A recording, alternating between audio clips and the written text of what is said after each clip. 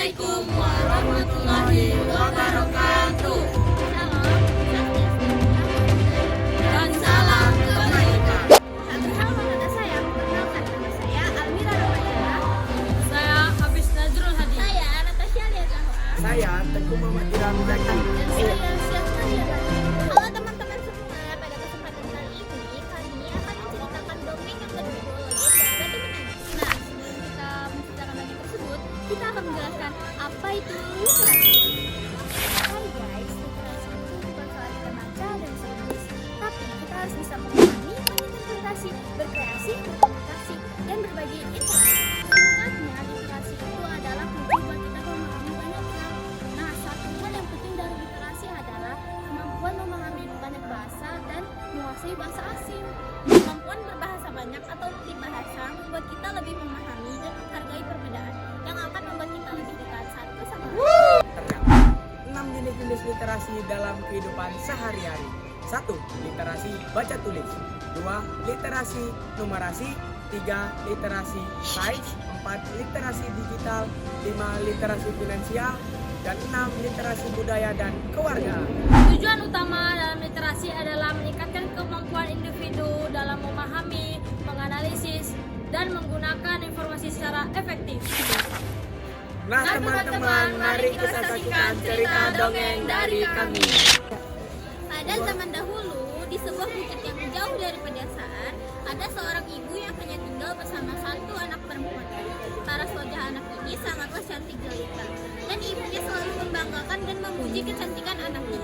Namun, meski anaknya cantik dan terlihat sempurna, anak ini adalah anak yang pemalas dan tidak pernah mau membantu ibunya bekerja. Ditambah lagi, ia juga sangat manja, semua keinginannya harus dikabulkan. Padahal mereka hidup di dalam kemiskinan, dan ibunya harus bekerja keras untuk mengabulkan segala keinginannya. Lalu, di suatu hari, sang ibu mengajak anaknya pergi belanja di pasar. Jarak pasar dari rumahnya sangatlah jauh. Di sepanjang perjalanan, ada banyak sekali orang yang terpesona dengan kecantikan sang anak. Ia juga memakai baju yang sangat cantik dan terlihat mahal. Sedangkan ibunya yang berjalan di belakangnya memakai baju lusuh yang kotor, seperti seorang pesuruh. Karena letak rumah mereka yang sangat jauh dari masyarakat, kehidupan mereka tidak diketahui orang-orang di sana. Saat mereka memasuki desa, semua orang terpesona pada sang anak. Ada banyak sekali pemuda yang menghampirinya untuk menatap wajahnya. Namun, mereka sangat penasaran pada siapa wanita tua yang ada di belakang itu. Hai gadis cantik, siapa wanita tua di belakangmu itu? Apakah itu ibumu? Tanya seorang pemuda. Tentu saja bukan, dia adalah pesuruh, jawab sang anak dengan sombong. Setiap ada yang berdengar pada sang anak, dia selalu menjawab seperti itu. Pada awalnya, sang ibu masih bisa menahan diri. Namun, karena hal itu terjadi berulang-ulang, akhirnya hal ini menyakiti hatinya dan ia pun berhenti sejenak dan duduk. Ia meneteskan air matanya. Ibu kenapa? Ayo lanjut berjalan. Bentak sang anak pada ibunya. Sang anak bertanya beberapa kali tapi ibunya tidak memberikan jawaban sama sekali. Sang ibu justru mengangkat tangannya ke atas seraya berdoa. Ya Tuhan, ampunilah hambamu yang lemah ini. Maafkan hambamu yang lemah ini. Maafkan hambamu yang tidak bisa mendidik anaknya dengan baik, sehingga ia tumbuh menjadi anak yang angkuh. Mohon hukumlah anakku yang durhaka ini, ucap sang ibu sambil meneteskan air matanya. Tiba-tiba langit menjadi mendung dan gelap, petir menyambar dan hujan pun turun perlahan-lahan.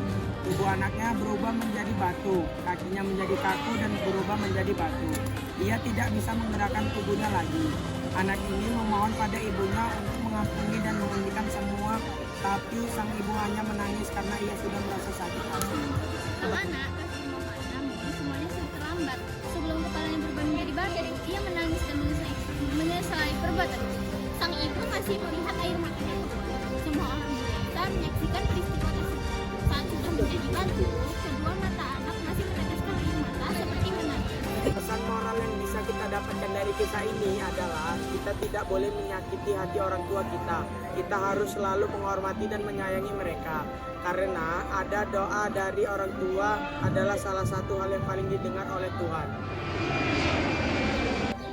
Sekian pembahasan dari kami. Bila ada yang kurang, kami mohon maaf. Wassalamualaikum warahmatullahi kembali